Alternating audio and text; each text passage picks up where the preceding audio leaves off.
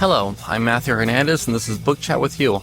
In this and almost every episode, well, I try to cover short stories, and it's a constant plea to try to ask you to chat about those short stories with me. I provide a PDF and all that whenever available. Today we're looking here at Helen in Wonderland by Brendan P Kelso. He seems to often write his names with the initials BP Kelso. This is a short story which is a prequel to A Night She Said Hatchet. I have not read that full-length novel, and in this short story, it is 5 short chapters. I believe in print it would probably be about 4 pages a chapter kind of a thing. This short story, we have a woman named Helen. Now, if I keep rereading the first chapter, I can kind of try to discern a little bit. Is Helen really at Burning Man because she is just interested in being there in general, or is she really just there for research? Now, even as we look at the cover, which I'm not going to try to show again on the screen because the glossiness of the screen doesn't show so well, we see a woman, Helen. She's wearing something of what would we call that? A bandana around her neck. She's got a clipboard. She's wearing shades. The man next to her in the novel, it describes his sunglasses as aviators. He has a little penguin cup. He calls himself Cactus Dan, and on this picture here, he does look a bit tanned. He does look a bit burnt from the sun. In the background, we see 2 cactuses, some kind of statue, a Viking, and a tent. In this story, so as she wants to do research, she's there at her tent with her friend Teddy, and we do get some names of some people, but really it's just these 2 central characters. She wants to do research that whenever she sees how inebriated this man is, she figures, oh, I'm going to use this guy. I'm going to try to hypnotize him. So once she hypnotizes him, at about the end of the second chapter, he believes he's a cactus or some kind of plant, and he just kind of runs away. She ends up looking for him. Whenever she finally encounters him, she believes that she has succeeded. And the question we can ask at the end of the story is was she successful? Was she successful in hypnotizing him? Which is a very fun question to ask whenever an author can get us to maybe debate something a little bit. And I do think that there's a little bit of room there. But I'll get to that in a second. So let me look at a few quotes from the story and such. Here on chapter 1, it says, Cactus Dan turned and looked at Helen like she had just asked the most ludicrous question ever. Sunscreen? He raised his arms as if showing off a specimen. My body is built for the sun. I don't need no sunscreen. What you see is the glory of Zeus put upon my skin. He motioned his hands around his body like a display. What I see is a man who is more lobster than penguin and clearly flunked Greek mythology. Cactus Dan belched. The group's heads swiveled to him like they were watching a tennis match. He pulled his aviators down slightly and contemplated her words. Lobster? His eyes rolled up into his head and apparently looked for some answer that was written on the inside of his skull. He mumbled something to himself. Lobster? Lobster. He turned and looked at his penguin friend, mumbled something to the cup, then back at Helen. Nope, not lobster. Helen was quick to pick up on how he said not lobster.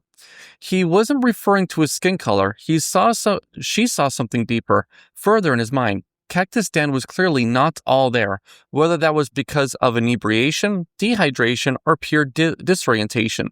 She wasn't sure, but it continued to intrigue her. So imagine that for a second. If somebody rolls their eyes at saying the word lobster, and as they roll their eyes back, their head goes back with it. And something in that picks up in her brain, and she thinks, you know what? I think I can use this guy. And so, well, I'll go over the quotes first. So here on chapter 3, so she's looking for him, and on part of it, so Brendan P Kelso, we can see a bit of a sense of humor here. Helen is looking for Cactus Dan, and I'm going to read a small section here. Have you seen a man with a penguin? His name is Cactus Dan. Mary spoke. A penguin out here? No, it's a cup. Yeah, so his cup looks like a penguin, and, it's a bit a part of himself a little bit, as we see a little bit in the story. Mary spoke. A penguin out here? No, it's a cup. Joseph, just as confused as Mary, added, the penguin's a cop? Mary sighed. Oh, God, a narc. Frustrated and realized this was a futile conversation, she grabbed a cookie, turned and dashed back into the white Armageddon. As she left, she heard Mary say, we will help you. But is the cop a tall penguin?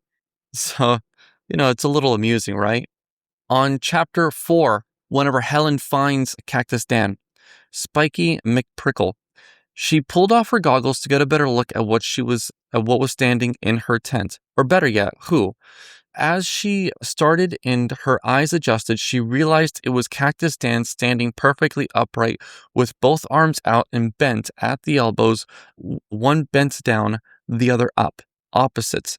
The hand up was holding Poppy, who was clearly seen battle, missing an eye and leg, just as she expected, but now wearing a sticker with the words, "Hello, my name is Reginald." Weird. Helen moved forward. "Cactus Dan, are you okay?" she exclaimed. He continued to stand there with an apparent trance, eyes closed, aviators lost. Cactus Dan? Nothing. Not even the drunken swaying that moved him like a mast on the wind previously. Helen shifted gears. She thought about what Professor Little might have advised at UCSF. Re-engage with your client. Re-engage. Yeah, so at this moment, she's pretty well fooled into thinking that he is hypnotized and all that. Now, I would love to kind of debate this, kind of in the story. Though one thing that I kind of interrupted myself, I believe twice now in this video, is that when you look at the full title of this book, which you can see on the author's website, the full title of this book seems to be Helen in Wonderland Before the Hatchet, a Burning Man tale of Dr. Helen's origins. So I would guess, if you look at a bit of the description of the night she said hatchet, and then you look at this book, you look at this here, I'm going to guess that Cactus Dan, he appears later on, and that Helen is the villain. That is my guess. And I would like to debate it. And this is a funny part where if the author were to tell me that I was incorrect, well, it'd be a little bit fun, right? But that's a little bit of my guess. And another thing is I include the audio or PDF whenever I can. I wouldn't be able to now, though I will include a link on the author's website. You can unlock the first few chapters of the book, The Night She Said Hatchet, which this story, Helen in Wonderland, is a prequel to. I think I just about said everything. And yeah, this is a pretty fun read. The other story provided to me by Brendan P Kelso is A Snowy Day in LA. So I would probably look at that one closer to November when he plans on releasing that one. And I'm so very thankful that he has provided these two stories for me, Helen in Wonderland and A Snowy Day in LA. Okay, with that said, have a wonderful day, and I hope to catch you next time. Bye.